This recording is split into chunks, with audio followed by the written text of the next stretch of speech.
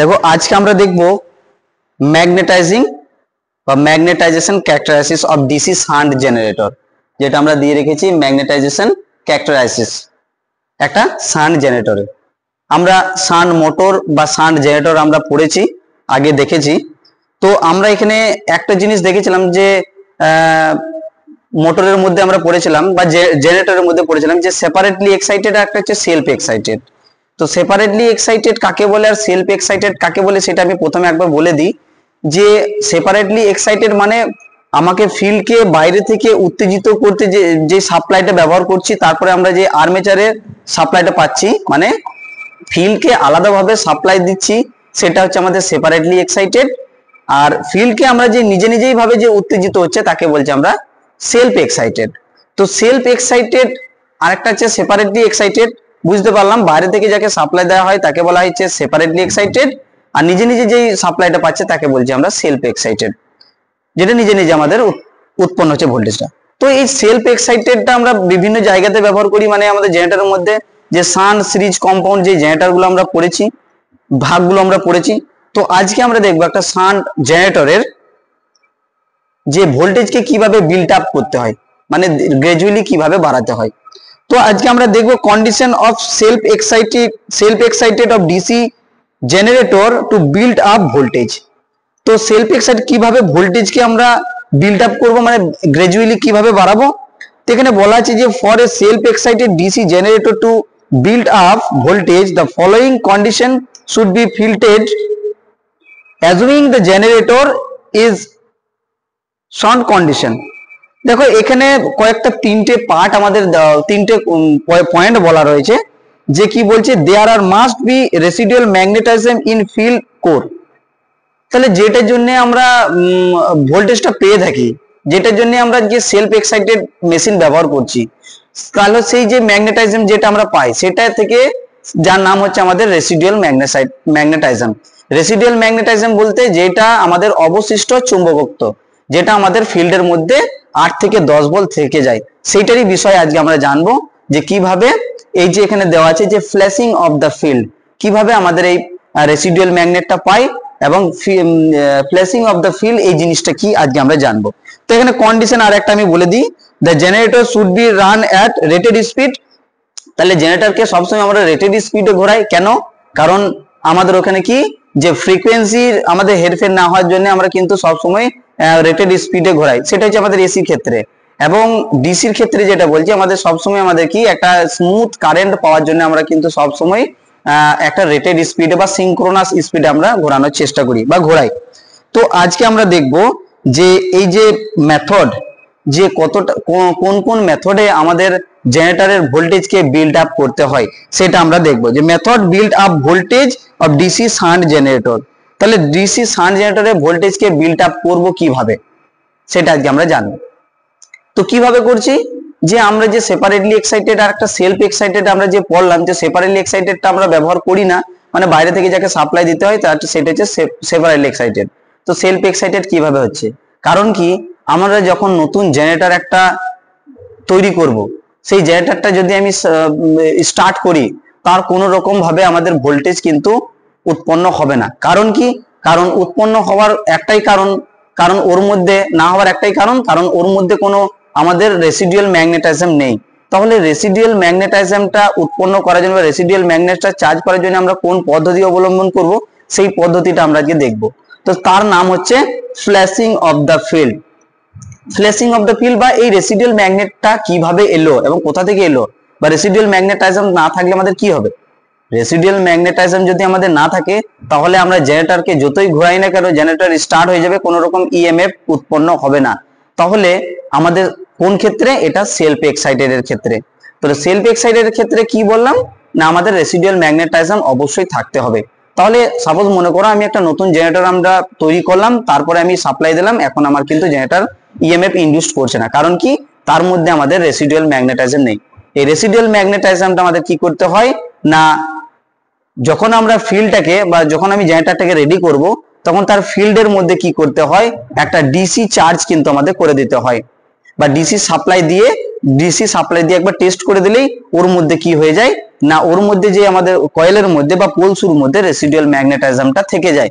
কত থেকে যায় এখানে বলা রয়েছে যে একটা বলছি যে when the generator is made to run at a rated speed initially, the voltmeter and reduce is small amount of the voltage। তাহলে যখন আমি ভোল্টেজ দিয়ে আমি চেক করলাম তখন দেখছি একটা স্মল ভোল্টেজ আমি কিন্তু পাচ্ছি। কত থেকে পাচ্ছি, যেটা আমি আগেও বলেছি যে আমরা যে রেসিডুয়াল ম্যাগনেটিজম এই যে পোল সু বা পোলের মধ্যে যে এখানে যে কয়েলটা রয়েছে, যে পোল সু এর মধ্যে আমরা কত ভোল্টেজটা পাবো না 8 থেকে 10 ভোল্ট পাবো, is due to residual magnetism. তাহলে যেটা আমরা 8 থেকে যে 10 ভোল্টটা আমি পাচ্ছি সেটা হচ্ছে আমাদের রেসিডুয়াল ম্যাগনেটিজম। তাহলে 8 থেকে যে 10 ভোল্টের মধ্যে কি আমার কি জেনারেটর একটা 240 ভোল্ট বা 3 ফেজ সাপ্লাই আমাদের কি দিতে পারে? অবশ্যই দিতে পারে। কিভাবে দিতে পারে? তো 8 থেকে 10 ভোল্ট যখন আমার রেসিডুয়াল ম্যাগনেট আমার পোলের মধ্যে থেকে গেল, তখন ওই পোল থেকে আমাদের কি হচ্ছে না, ওই পোল থেকে যখনই আমি জেনারেটরটাকে স্টার্ট করছি তখন ওর মধ্যে কি হচ্ছে, সে 8 ভোল্টটা যখন আর্মেচার যখন কন্ডাক্টর গুলি কাট করতে থাকছে তখন 8 ভোল্টটা 10 20 এইভাবে বাড়তে বাড়তে বাড়তে বাড়তে মানে গ্রাজুয়ালি বাড়তে বাড়তে যখন ফুল আমাদের কয়েলটা এক্সাইটেড হয়ে যাচ্ছে তখন কিন্তু এর এক্সাইটেড মানে নিজে নিজেই হচ্ছে জিনিসটা। তখন কি হচ্ছে, যখন আমি এই জেনারেটরটাকে এই কন্ডাক্টরটাকে বা এই আর্মেচারটাকে যখন মুভ করাচ্ছি তখন এর মধ্যে যে ইএমএফটা তখন একে কাট করছে এবং আস্তে আস্তে 8 ভোল্টটা 4 থেকে যে 10 ভোল্ট বা 8 থেকে যে 10 ভোল্টটা 10 12 14 16 18 এরকম বাড়তে বাড়তে বাড়তে বাড়তে একটা টাইম যখন ফুল বেড়ে গেল তখন কিন্তু আমার জেনারেটরটা ফুল ভোল্টেজ জেনারেট করতে থাকবে। তখন মানে কি, মানে আমরা তো জানি যে জেনারেটর কিভাবে আমাদের ভোল্টেজ উৎপন্ন করে, যে current carrying conductor place in a magnetic field ten to the move. যে দুটি স্থায়ী চুম্বক ক্ষেত্রের মাঝখানে যদি কোনো কন্ডাক্টরকে মুভ করানো হয় তখন তার ইএমএফ বা এই এমএমএফ কে কাট করে একটা আমাদের কি তৈরি হয়, এই এমএমএফ এবং ইএমএফ দুটোই একই জিনিস, মানে ওদের সংমিশ্রণে একটা তৈরি হচ্ছে আমাদের কি ইএমএফ, ইলেকট্রোমোটিভ ফোর্স তৈরি হচ্ছে। তো ইলেকট্রোমোটিভ ফোর্স তৈরি করতে গেলে তো আমাকে একটা পার্মানেন্ট ম্যাগনেট দরকার, কিন্তু সেলফ এক্সাইটেড ক্ষেত্রে তো আমরা তো পার্মানেন্ট ম্যাগনেট ব্যবহার করি না, আমরা ইলেকট্রোম্যাগনেট ব্যবহার করি। তো ইলেকট্রোম্যাগনেট ব্যবহার করতে গেলে কি করতে হবে, তার মধ্যে অবশিষ্ট চুম্বকত্ব যেটা আমরা রেসিডুয়াল ম্যাগনেটিজম বলছি অবশ্যই তাকে থাকতে হবে। তাহলে তার মধ্যে কতটা থাকে, 4 থেকে 10 ভোল্ট বা 8 থেকে 10 ভোল্ট থাকে। এই আর্মেচারকে যখন আমি মুভ করাচ্ছি আস্তে আস্তে 8 ভোল্ট 10 ভোল্টটা 12 14 16 18 এইভাবে বাড়তে বাড়তে বাড়তে বাড়তে যখন ফুল বেড়ে যাচ্ছে, মানে কয়েলটা আমার ফুল এক্সাইটেড হয়ে গেল, মানে ম্যাগনেটটা পার্মানেন্ট হয়ে গেল, তখন কিন্তু জেনারেটর আমার ফুল ভাবে কি করছে, আমার ইএমএফ ইনডিউসড করছে। তো এইখানে আমরা জিনিসটা বুঝতে পারলাম। তো এইখানে যে আমরা বলছি যে ফ্ল্যাশিং অফ দা ফিল্ড, যেই কথাটা আমি এখনই বললাম যে ফ্ল্যাশিং অফ দা ফিল্ড কি, যে one of the method a create residual magnetism is called flashing of the field. তাহলে কি বলছি যে এই মেথডটাতে আমরা কি করছি, এই মেথডটাতে আমরা করছি কি না রেসিডুয়াল ম্যাগনেটিজমটাকে তৈরি করে দিচ্ছি। কিভাবে তৈরি করছি এখানে পরিষ্কার দেওয়া আছে যে this can be done by connecting a shunt field across the battery of any DC source. আমি এখানে একটা ব্যাটারি সোর্সই দিয়েছি, আমি এখানে অন্য কোনো এসি থেকে রেকটিফায়ারের মাধ্যমে ডিসি কনভার্ট করে দিতে পারি, মানে আমার ব্যাপার, মানে কিভাবে দেবো এখানে বলছে এনি। তাহলে কি বললাম যে this can be done by connecting the shunt field across the battery or any DC source a few minutes. তাহলে কয়েক মিনিটের মধ্যে আমি কি করব, এখানে আমি ডিসি সাপ্লাইটা দিয়ে রাখবো কার মধ্যে, সান ফিল্ডের মধ্যে। সান ফিল্ডের মধ্যে সাপ্লাইটা দিয়ে রাখলে ডিসি, যেমন আমরা একটা ক্যাপাসিটরের মধ্যে একটা যখন চার্জ করে রাখি কিছু সময়ের জন্য চার্জটা ধরে রেখে দেয়, তো ফিল্ড আমাদের প্রচুর পরিমাণে পাক সংখ্যা রয়েছে। সান ফিল্ড আমরা জানি অনেক পাক সংখ্যা থাকে, ওর রেজিস্ট্যান্স অনেক, তো ওর পোলসুর মধ্যে কি হয়, চার্জ যখন আমরা করে রেখে দিই এই যে এই পদ্ধতিতে ফ্ল্যাশিং অফ দ্য ফিল্ড, তখন কি হচ্ছে না পোলসুর মধ্যে আমার রেসিডুয়াল ম্যাগনেটিজমটা কি করছে, ধরে রেখে দিচ্ছে। কত রাখছে, 4 থেকে 10 ভোল্ট ধরে রাখছে। এবং কি হচ্ছে যে will flashing the field the polarity of the magnetic field and now created should be the same as that of residual magnetism is lot of inner। এবার কি বলছে যে যখন আমি এর মধ্যে সাপ্লাইটা দিয়ে দিলাম তখন এর মধ্যে কি হয়ে যাচ্ছে না, এর মধ্যে আমার কিন্তু একটা রেসিডুয়াল ম্যাগনেট কিন্তু থেকেই যাচ্ছে, অবশিষ্ট চুম্বকত্ব আমার মধ্যে ওর মধ্যে কিন্তু থেকেই যাচ্ছে। তার ফলে আমাদের কি হচ্ছে না, এটা কিন্তু শুধুমাত্র শান্ট মোটরে নয়, যতগুলি শান্ট সিরিজ কম্পাউন্ড যে মোটরগুলি আমরা ব্যবহার করে থাকি যে রেসিডুয়াল ম্যাগনেটাইজমের জন্যই কিন্তু জেনারেটর গুলো রেসিডুয়াল ম্যাগনেটাইজমের জন্যই কিন্তু ভোল্টেজটা বিল্ড আপ হতে থাকে। এটা শুধুমাত্র যে এসির ক্ষেত্রে ডিসির ক্ষেত্রে হচ্ছে তাই নয়, এটা কিন্তু আমাদের এসি জেনারেটর ক্ষেত্রেও কিন্তু তাই হয়। কারণ কি, এসি জেনারেটর হোক আর ডিসি জেনারেটর হোক, কিন্তু ওর যে স্ট্রাকচার ভেতরে যেই আমাদের কনস্ট্রাকশনটা রয়েছে এসি মোটরে, এসি জেনারেটরের যা ডিসি জেনারেটরের তাই, মানে দুটোতেই আমি কিন্তু আমরা কারেন্ট প্রডিউস করছি। কিভাবে না, ওইখানে আমরা ডিসি মানে আমরা ডাইরেক্ট কারেন্ট প্রডিউস করছি, এসিতে আমরা অল্টারনেটিং করছি, কারণ ভেতরে দুজনেরই কনস্ট্রাকশনটা একই।